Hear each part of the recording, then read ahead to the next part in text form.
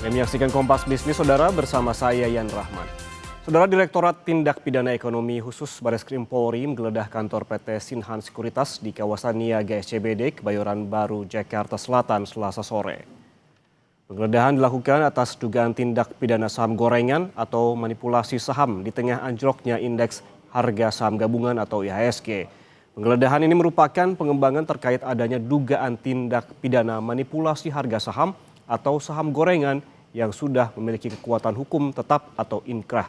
Dalam kasus ini terdapat 5 tersangka, di mana 2 diantaranya telah berstatus terpidana, yaitu Direktur PT MML berinisial J dan MBP yang merupakan mantan Kepala Unit Evaluasi dan Pemantauan Perusahaan tercatat 2, Divisi PP1 PT Bursa Efek Indonesia.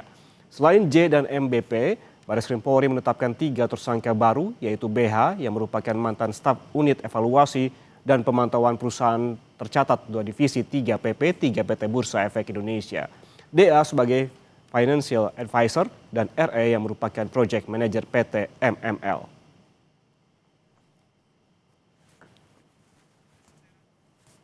Jadi untuk penyidikan saat ini, penyidik telah menetapkan 3 tersangka baru dalam perkara aku yang merupakan pengembangan dari penyidikan terhadap perkara yang sudah inkrah sebelumnya.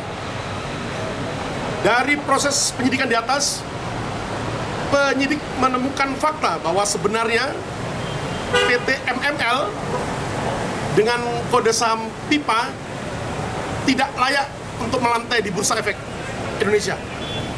Dikarenakan valuasi aset perusahaan tidak memenuhi persyaratan.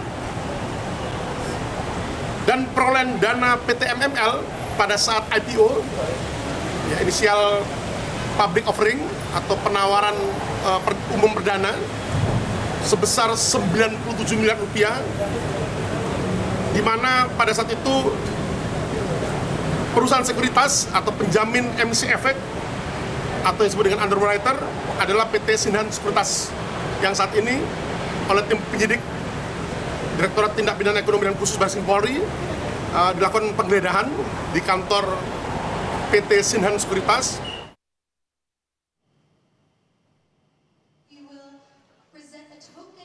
Sebelumnya Menteri Keuangan Purbaya Yudisadewa sempat bilang soal saham gorengan. Purbaya bilang ia sudah sentil manajemen pasar saham beberapa bulan lalu untuk membersihkan pasar dari praktik saham gorengan dan manipulasi harga saham.